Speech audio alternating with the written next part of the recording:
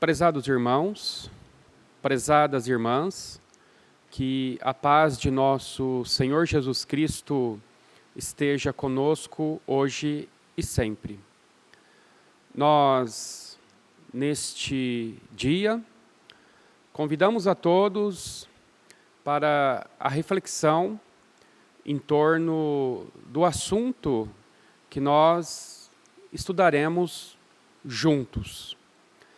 É um assunto que julgamos de suma importância para que nós, os que estamos buscando no caminho da evolução, o conhecimento que nos liberte de nossas dificuldades e incompreensões.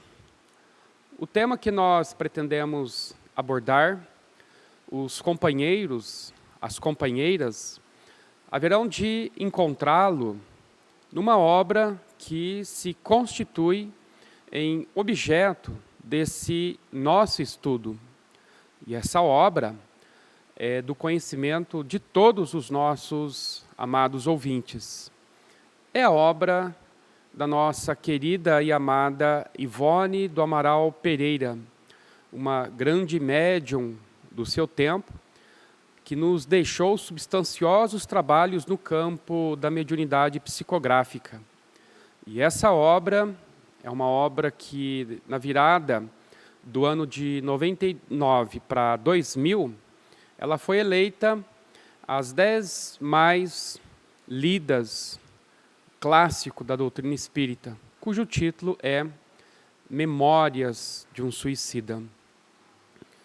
Essa obra, minha gente, ela nos traz uma informação, se não inúmeras, várias informações, não somente em torno da temática relacionada ao suicídio, mas a diversos assuntos: reencarnação, imortalidade, mediunidade, Deus, moral e muitos outros temas que, numa obra só, nós conseguiremos aprender e apreendermos muitos conceitos sob o aspecto dinâmico, sob o aspecto prático de nossa abençoada doutrina.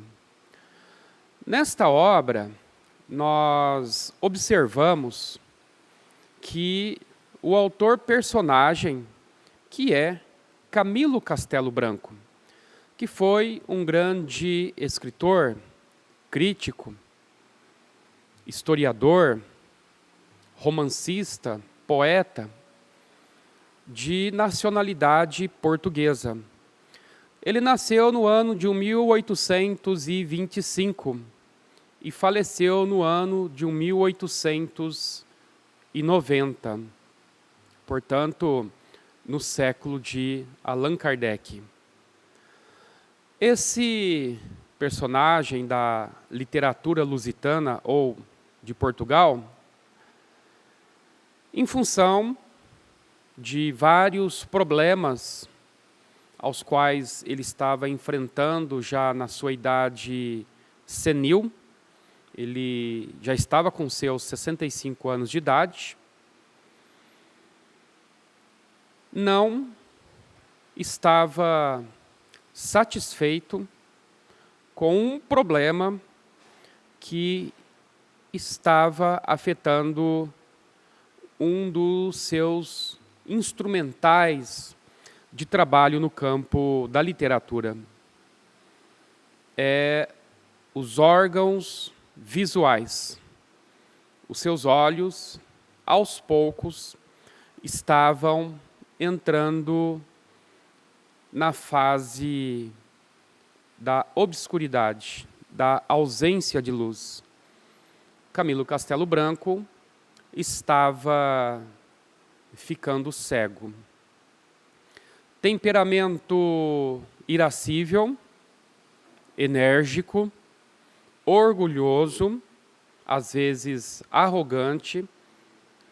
Para ele, essa situação seria algo inimaginável, inaceitável, de modo que, em função dessa situação que era irreversível, inclusive progressiva, a sua cegueira, segundo os mais sombrios prognósticos da época, Camilo Castelo Branco entristeceu-se de tal forma, diante disso, deixou vir à tona os seus demônios interiores, que constantemente confabulava das profundezas do seu inconsciente, dizendo-lhe que a vida não seria interessante ser vivida nessa situação de escuridão total,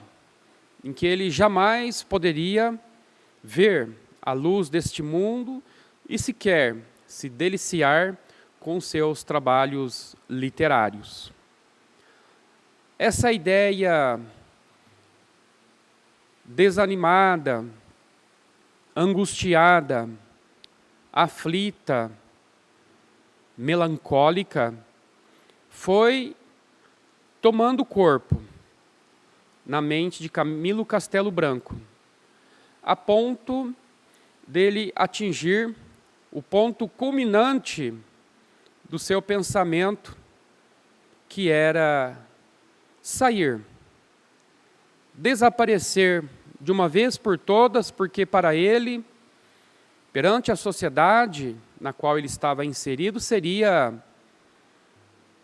vergonhoso, humilhante, inimaginável, ele, o grande literato, grande escritor português, novelista, ter que se submeter à caridade alheia no que diz respeito a ajudá-lo no processo de caminhada, porque ele já não poderia mais, assim que entrasse num processo de cegueira total, depender de si mesmo, iria depender dos outros. Sentindo que essa situação seria uma vida de miséria, uma vida indigna para ele, revoltado em grau extremo, esse grande escritor português não encontrou outra solução. Talvez sugestionado não somente pelo seu inconsciente profundo, pelos seus demônios interiores, mas também pelas doutrinas que graçavam no século XVIII, as doutrinas nihilistas que preconizavam a existência do nada após a desencarnação, ou as doutrinas materialistas, tendo como expoente máximo da filosofia Auguste Comte. Talvez sugestionado por essas filosofias perigosas que levaram à derrocada de muitos jovens, de muitas pessoas dessa época do século XIX, ele então embreou-se nessa ordem de ideias, a ideia da própria destruição, e não tardou que Camilo Castelo Branco, no ano de 1890, em Portugal, atentou contra a própria vida. Usou de uma arma de fogo, mirando-a contra o crânio, puxou o gatilho e, num átimo, numa fração de segundos, ele caiu num estado de inconsciência profunda, para, num determinado período, após esse gesto tresloucado, despertar.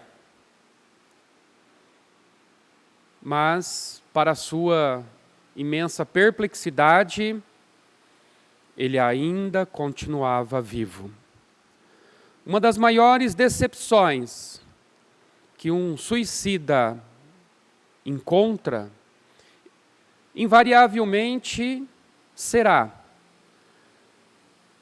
ver-se vivo, notar-se existente.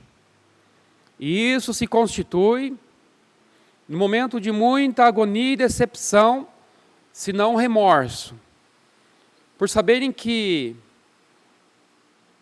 se não tivessem atentado contra a vida, se a vida prossegue mesmo com a extinção, com a cessação dos fenômenos biológicos que configura, que caracteriza a morte, naturalmente que ele não teria partido para essa porta falsa. Porta que aparentemente solucionaria todos os conflitos e problemas da alma humana, do problema dos conflitos existenciais. Mas não. Essa porta que ele abriu não lhe daria oportunidades de retorno jamais. Então, tendo despertado do outro lado da vida, e consciente de si, todavia, notando-se, percebendo-se enquanto alma presente, existente, notou que o projétil que penetrou o seu crânio, espatifando-lhe o cérebro, não destruiu o seu ser essencial, a sua alma, o seu espírito. Desesperou-se, esbravejou-se, porém, notou algo extremamente diferente daquilo que até então se imaginava. Ele não estava num lugar habitável. Ele estava numa zona purgatorial, onde o odor, a escuridão, os gritos lancinantes de outros seres que ali se congregavam a ele em estertores de dor, de aflição, era uma constante nesse plano no qual ele se encontrava. E isso causou-lhe um enorme conflito, um dissabor inimaginável. E o pior de tudo estava por vir. Notou que ele tinha uma morfologia física, que ele era tal qualmente ele havia sido aqui na Terra sob o aspecto da biotipia humana, mas com um detalhe sombrio. O seu crânio constantemente exudava material sanguinolento. Havia um buraco no seu crânio que diuturnamente jorrava material sanguinolento, material purulento, pastoso e mal cheiroso. Isso o deixava enlouquecido, desesperado. E a dor era lancinante, atingia patamares inimagináveis. Ele sentia-se enlouquecer. Com o tempo, Camilo Castelo Branco descobriu que estava num outro plano da vida. Descobriu que a vida não cessa. Descobriu que a vida permanece. Descobriu que o problema da cegueira, que tanto ele abominava e que se constituiu na mola propulsora do seu gesto tresloucado, não resolveu o seu problema. Pelo contrário, agravou ainda mais os seus conflitos internos, as suas dificuldades. E nesse local onde ele se encontrava, sem saber como ele ali havia aportado, era um local onde existiam muitas outras criaturas semelhantes a ele na atitude e no gesto. Veio a saber posteriormente tratar-se do Vale dos Suicidas.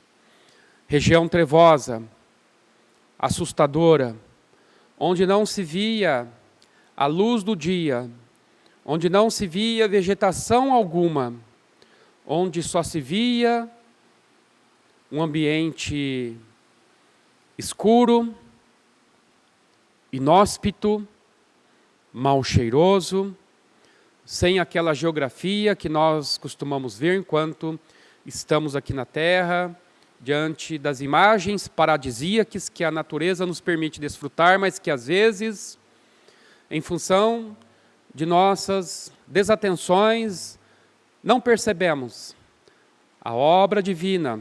Às vezes, há pessoas que vivem seus 90, 80 ou 70 anos aqui na Terra e daqui partem sem antes ter observado a beleza das estrelas, a beleza da natureza e outras formas mais que o Pai nos permite desfrutarmos quando temos olhos de ver e ouvidos de ouvir.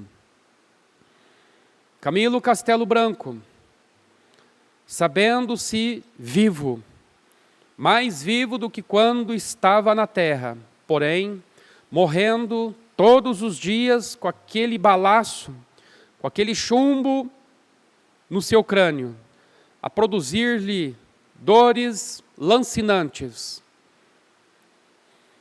Ele tentava, por todas as formas, sair dessa situação. Preferia 1000 vezes permanecer cego a ter que enfrentar essa dura realidade de estar vivo, porém, sofrendo padecimentos inenarráveis, indescritíveis. O arrependimento toma-lhe conta do espírito, mas é tarde. Agora é preciso administrar o grave erro ao qual ele se permitiu entregar. O erro de permitir-se libertar da vida antes do tempo prefixado. E ele então só teve que esperar. Esperar. Esperar. Mas esperar o quê? Esperar a eternidade.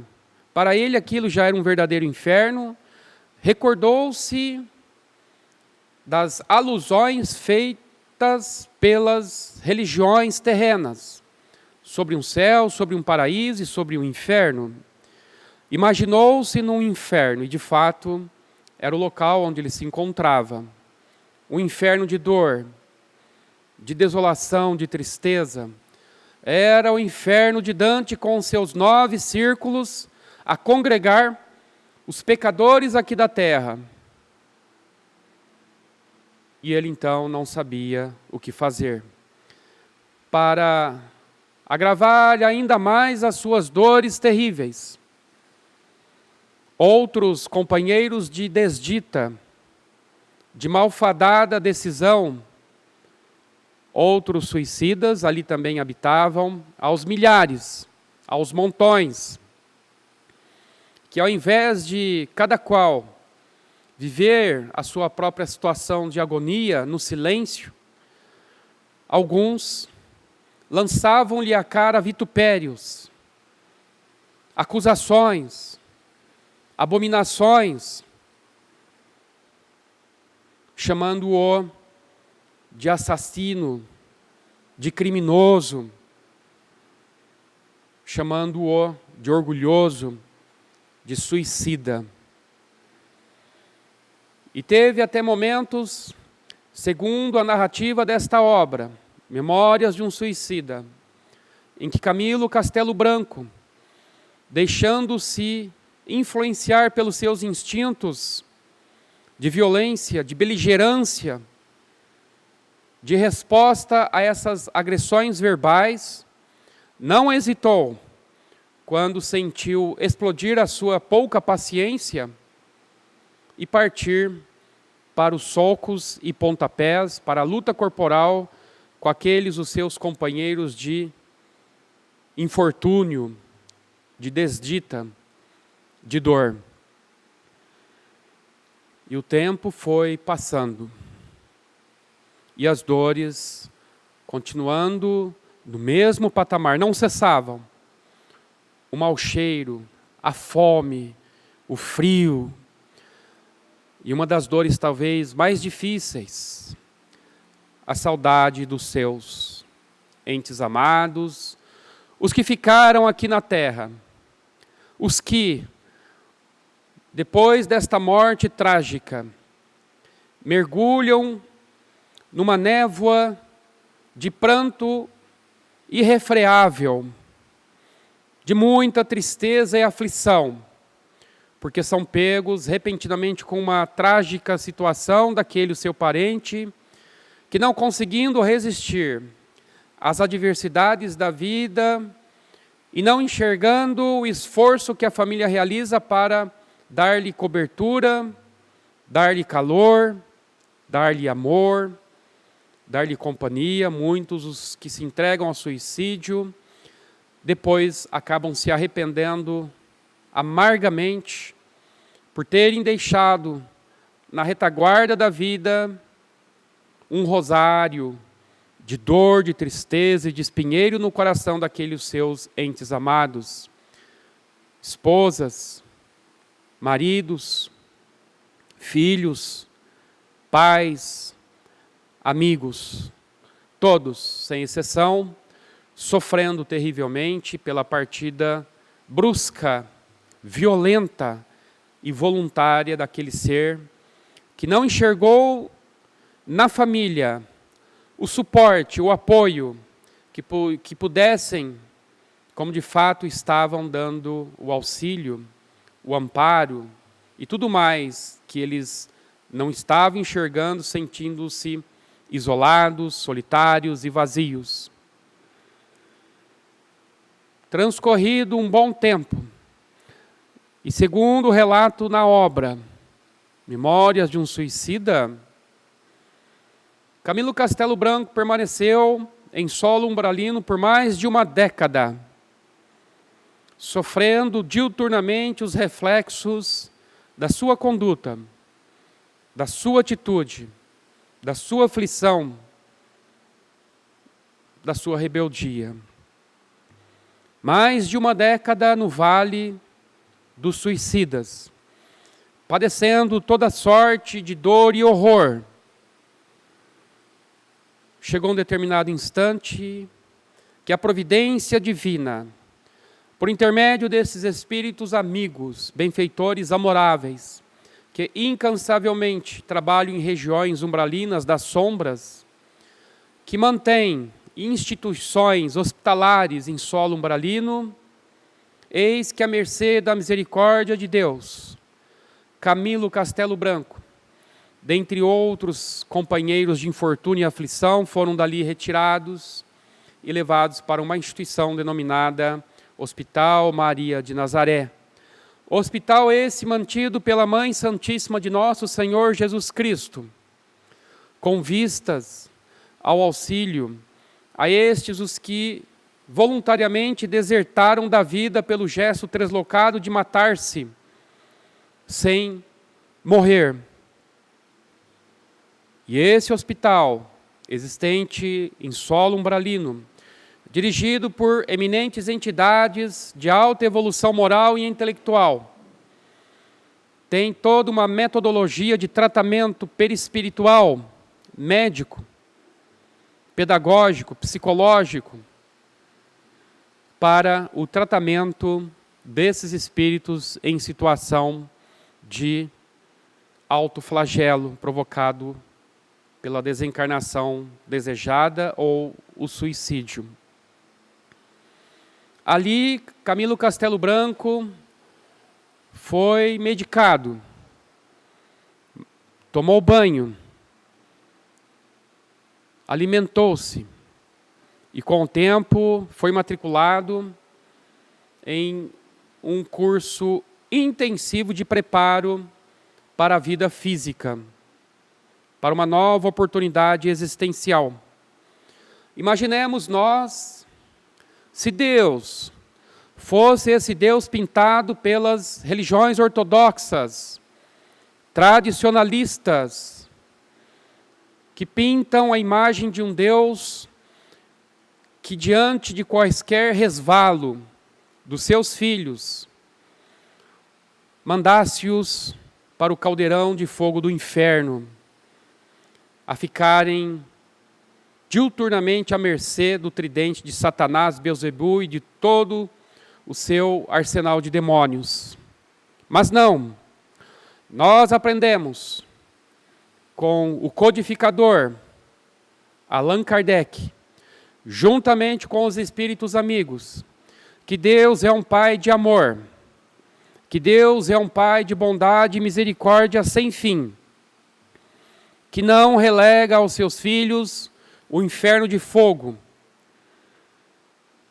que não fecha as portas das oportunidades àqueles os que sucumbiram, porque seria fazer bem pouco, mas muito pouco da divina providência, imaginarmos que aqueles os que se equivocam na estrada da vida não teriam uma segunda ou mais chances para repararem o dano provocado, quando os nossos legisladores, homens imperfeitos, corruptos que são, e, no entanto, criam leis que favorecem os condenados através da progressão da pena, saindo de um regime mais gravoso para um regime menos gravoso, até adquirir a liberdade e ressocializar-se, voltando a ter uma vida relativamente normal, após ter pago o seu crime para com a sociedade,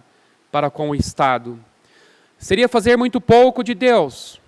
Pensarmos, portanto, que Ele seria menor do que os nossos legisladores imperfeitos e maus.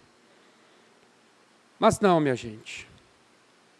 Deus, ainda, como disseram os Espíritos, não dá para ser compreendido quem é realmente Deus, senão pelas suas obras, pelas suas leis sábias e amorosas. E a partir daí sabemos que Deus é um Pai de amor e misericórdia e que tem diversos atributos, conforme anunciou Allan Kardec na questão de número 13 do Livro dos Espíritos, quando nos mostrou um Pai amoroso, conforme havia nos mostrado também nosso Senhor Jesus Cristo, que tem o atributo da suprema inteligência, da bondade sem limites, da misericórdia incomensurável, da justiça. Então, temos que raciocinar, temos que pensar um pouco mais e sairmos desse roteiro que criaram para nossas mentes e nos fez pensar, como nos faz pensar às vezes, que Deus é cruel, que Deus tem os mesmos sentimentos humanos. Fazemos de Deus uma imagem antropomórfica, quando, a bem da verdade, temos que amar a Deus em espírito, como nos ensinou Jesus, ou seja, desvestido de toda e qualquer mácula humana. Não podemos ver Deus segundo as nossas percepções daqui para lá, mas temos que tentarmos enxergar Deus de lá para cá. E assim o fez muito bem Jesus Cristo, em diversos dos seus ensinos. Dentre eles, o ensino contido na parábola do filho pródigo, que nos mostra a grandeza e o amor e a misericórdia de Deus, que deu ao filho que havia pedido antecipadamente o seu direito à partilha nos bens, a sua herança. Sem pestanejar, o pai da parábola cedeu a parte que o filho havia solicitado, a sua terça parte, e dali rumou para um mundo de orgias, para um mundo de festas e regalias. Mas veio o sofrimento e a dor, e ele lembrou-se do seu pai. Arrependido, voltou, amedrontado, pensando que o pai haveria de castigá-lo ou de fechar-lhe a porta. Qual foi a sua surpresa? Mesmo antes que ele chegasse à casa do pai, para ir de encontro ao seu pai, foi o pai quem saiu da casa vendo o filho ao longe para acolhê-lo enquanto ainda estava na estrada. Esse é o Deus que Jesus nos mostrou. Não é aquele Deus vingativo e cruel que pune os seus filhos pelos seus mínimos erros, conforme equivocadamente nos ensinaram. Então nós temos que raciocinarmos. Não há necessidade de fazermos malabarismos mentais no campo do raciocínio lógico, ou filosófico, ou até mesmo científico, para imaginarmos que Deus não é um ser semelhante a nós. Se quisermos ter uma ideia exata de Deus, entremos na essência dos ensinos deixados pelo Cristo. E nós vamos compreender que o Pai é um Pai de amor, bondade e misericórdia, que permite aos seus filhos, como permitiu ao seu filho Camilo Castelo Branco dessa nossa narrativa, a oportunidade de recompor-se espiritualmente, para, após um tempo de estadia no mundo espiritual, num processo de refazimento e de estudo de si mesmo, voltar ao cenário da vida física através do abençoado Instituto da Reencarnação e dar início exatamente de onde ele parou. Um detalhe importante, que o suicida que tirou a vida em função de tal ou qual situação agônica da existência, quando voltar ao cenário da vida, enfrentará, inevitavelmente, aquele mesmo problema de onde ele havia estacionado, que se constituiu na mola propulsora do seu gesto autocida, autodestruidor. Como dissera André Luiz, naquela sua portentosa obra intitulada Ação e Reação, disse-nos que ninguém avança passos rumo à vanguarda, sem antes quitar os débitos para com a retaguarda. Então, o suicida terá que recomeçar de onde ele parou.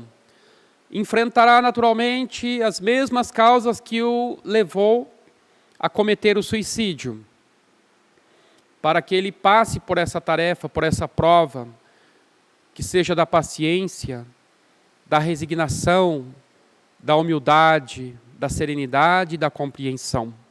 Faz parte, porque nós não poderemos avançar uma série que está à frente daquela que nós estamos hoje cursando, suponhamos, nos bancos escolares, sem antes passarmos pelas provas desta série, desta etapa, deste curso, para depois irmos sucessivamente sendo aprovados até que adquiramos aí o tão sonhado cartucho ou diploma.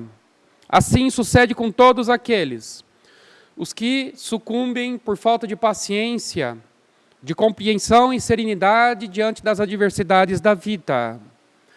Por isso nós temos que todos os dias de nossas existências repensarmos nossas condutas, nossas atitudes, e não deixarmos que essa ideia de que a solução definitiva dos nossos problemas estará equivocadamente na destruição de nós mesmos através do gesto do suicídio.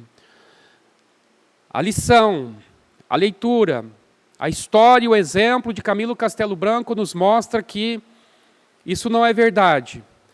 para aqueles os que estão desejando a morte próxima, adiantando-a na ampulheta do relógio da vida, que tomem muito cuidado e reflitam friamente na própria atitude e nas consequências, porque matar-se é um gesto abominável e totalmente contrário à lei divina, que é a lei da vida, a lei de conservação.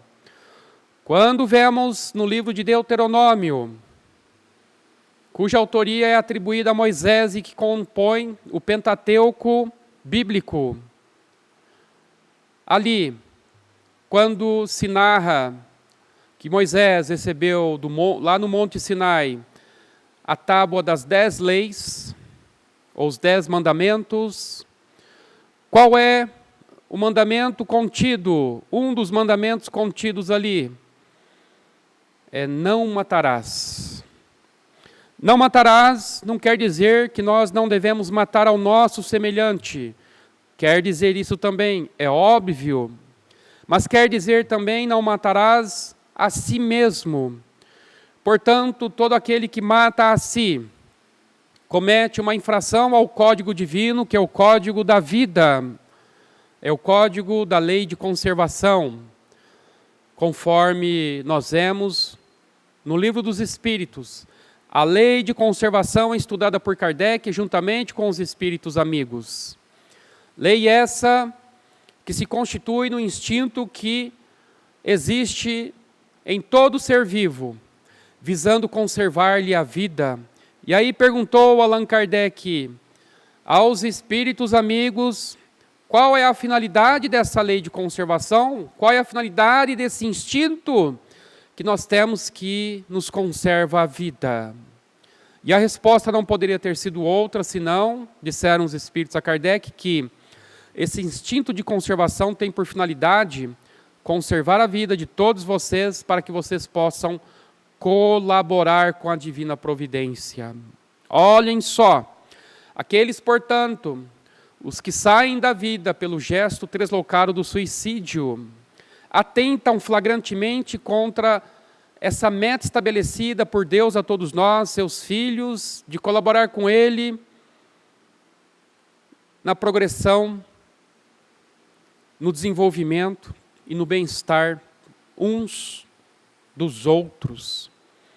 Em função de sairmos da vida através do suicídio, nós então estamos como que dando um recado para Deus. Deus, eu não quero colaborar com o Senhor na sua obra, por isso eu quero terminar por aqui.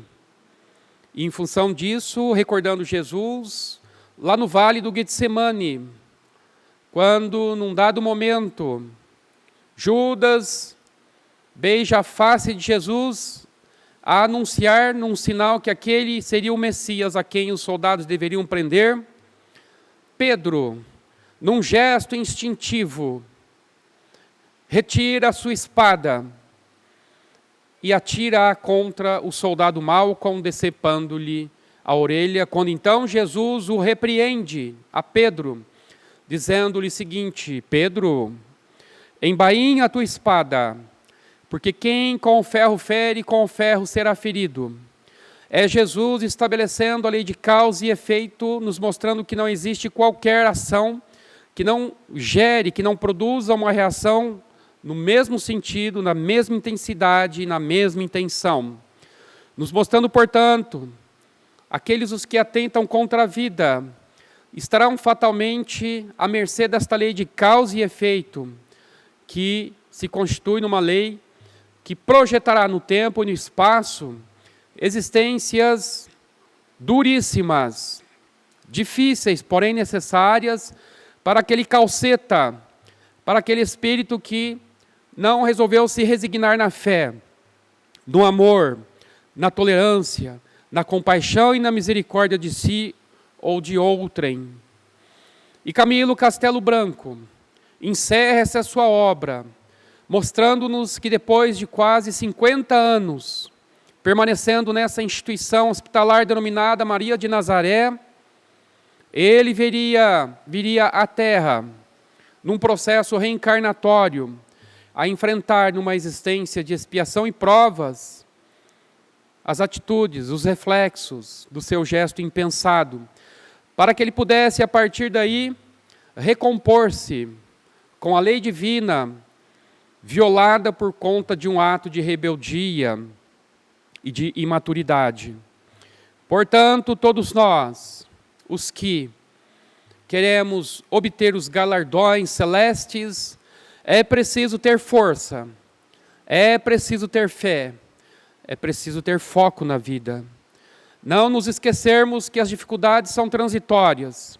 Não nos esquecermos que até o próprio Cristo, que nada tinha a expiar nesta terra, padeceu horrores na cruz da ignominia, da traição e da solidão. Mas não estava sós. Ele estava em paz, pois sabia que ali, naquele momento extremo da crucificação vergonhosa, o Pai descortinava-lhe o céu espiritual para recepcionar o seu Filho bondoso e amoroso que deixou-se imolar como um cordeiro na cruz perante feras perigosas e maldosas, para disseminar as sementes do amor, da gratidão, da caridade, da fé, da justiça, da indulgência, da compaixão. E nós, o que esperamos de nossas vidas? Que nossos conflitos sejam solucionados no estalar de dedos?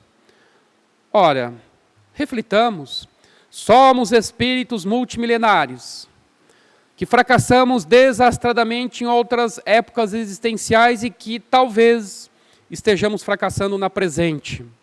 É preciso abrirmos os nossos olhos conscienciais, amplificar a nossa mente, o nosso coração e verificarmos que precisamos emendar os nossos passos, expandir a nossa consciência, alimentar o nosso coração com pensamentos positivos, não somente com pensamentos, mas também e principalmente com atitudes, com obras. A exemplo do que dissera o apóstolo Tiago, que a fé sem obras é morta, então nós vemos por aí, e a exemplo do próprio Cristo, que segundo os evangelistas Mateus, Marcos, Lucas e João, além de estar pregando, ensinando, era visto curando os enfermos, visitando aos doentes, dando de comer para quem estava faminto e de beber para quem estava sedento. Façamos nós o mesmo.